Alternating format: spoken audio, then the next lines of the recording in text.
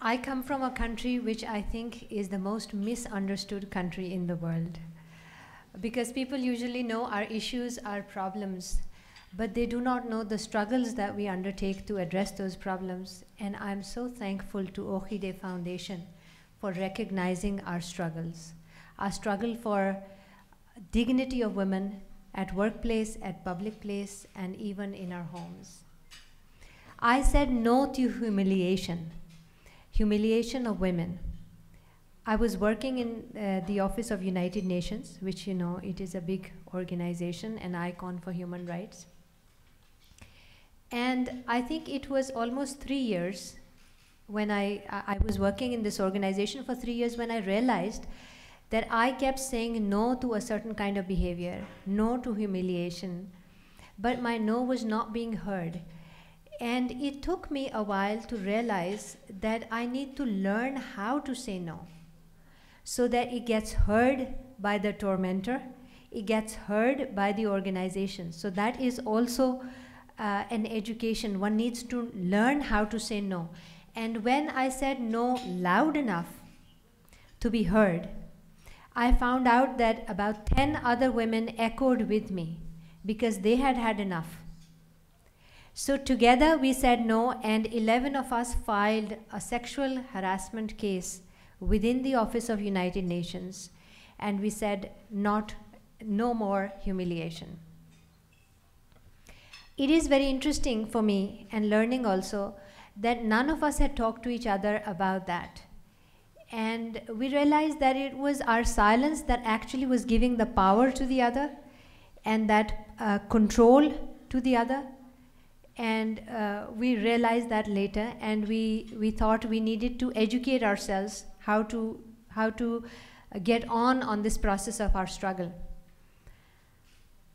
I knew when I was filing a case of sexual harassment, I knew that I was fighting two battles. One was within the Pakistani context, our traditional culture, where whenever a woman speaks against any ills, it is always her fault. And she is the one who has to fight the stigma and the reputation and honor and all issues related to that. The second battle I knew I would be fighting was an international battle, because UN was an international context with people from many different countries. And there also I knew that if a woman comes up with a case like that, it had to be her fault. So we had to deal with not just facts and evidence, but in this case we had to deal with a lot of stigma and the retaliation of the management. And sure enough, they opened parallel inquiries against us. They tried to buy us off. They tried to split us apart. They actually hunt us down, and they put a lot of pressure on us that most of us had to leave the organization. And we left the organization, but we did not leave the case because we wanted to pursue it. The initial reactions were that, you know, these Pakistani women are complaining about humiliation. These women get humiliated at their homes, on the streets. So what if our senior managers did something to them? And it took us a while to make them realize that we were human beings and we had our own integrity, and we wanted to keep that dignity. The battle went on, and like I said, most of us had to leave our organization, and it was torture for 2 years. And things did not change until the very senior level UN management got involved. And that is where our process started getting back on the track. And the last battle actually happened very close from here in New York, when there was an inquiry, and the senior management of United Nations actually helped us get justice, and we won the case. Now,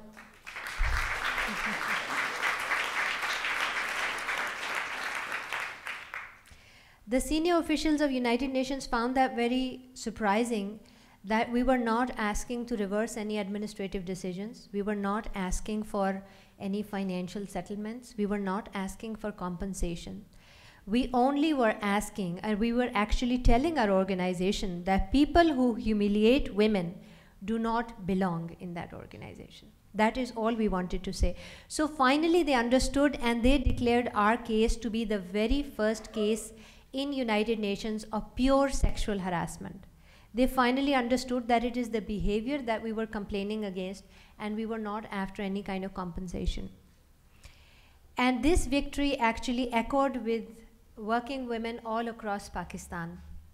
And they thought that this is the time to raise their voices, and they joined their voices with us.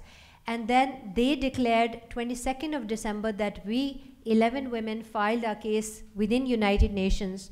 They declared that day for us to be a no for humiliation. So we also kind of have a day to say no.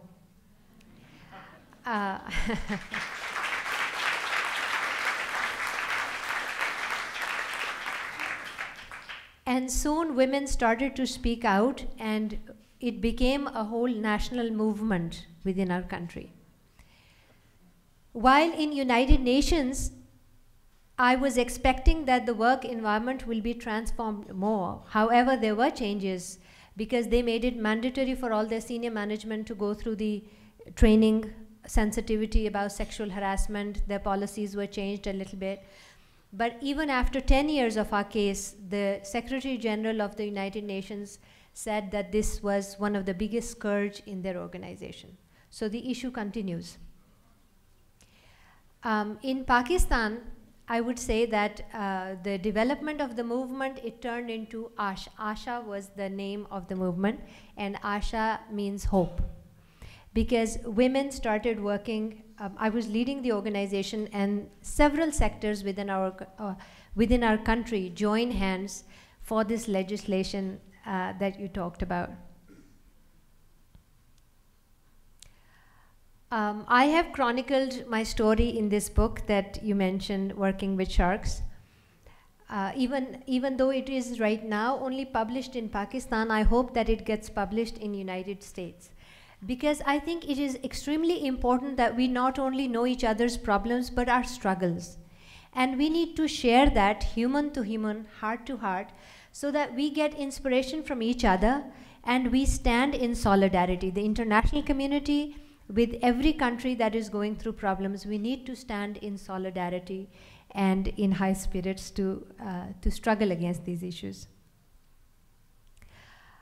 Even though in United Nations, I think it will still take a longer time to change things around.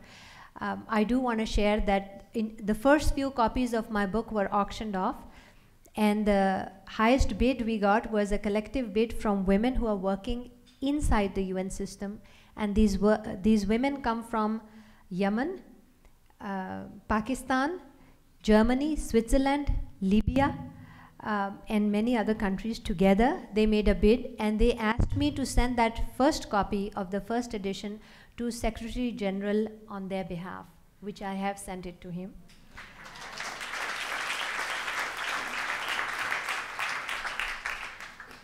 I am, however, still waiting for a reply. I must say I'm very proud of my country, because they did finally understood the scourge and the pain of women, and they did join hands with us. The government, the parliament, private sector, our media, they joined hands, and two pieces of legislation were passed unanimously by our parliament.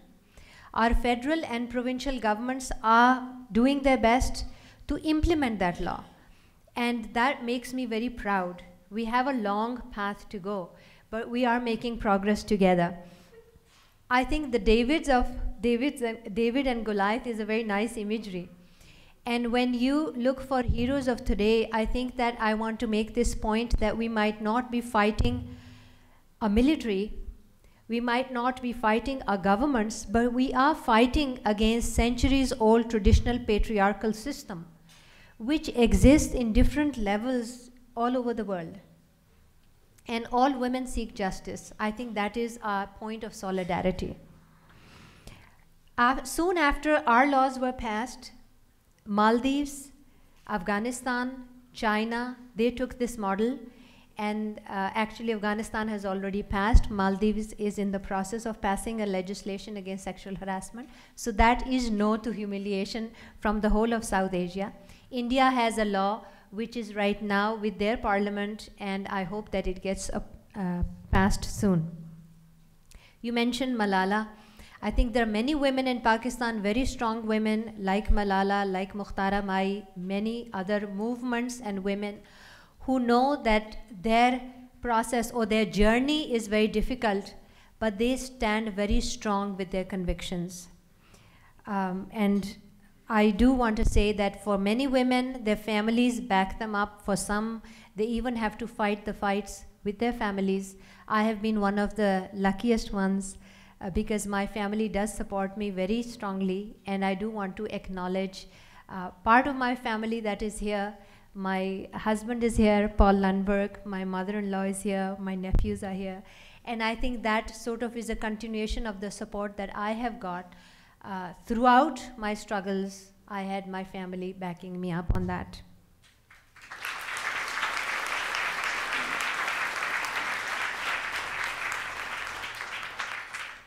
I just want to say that we know that we have a long way to go, but we need more than ammunition or muscle power. I think that we women, we need intelligent strategies. We need to team up. We don't always have to go confrontational.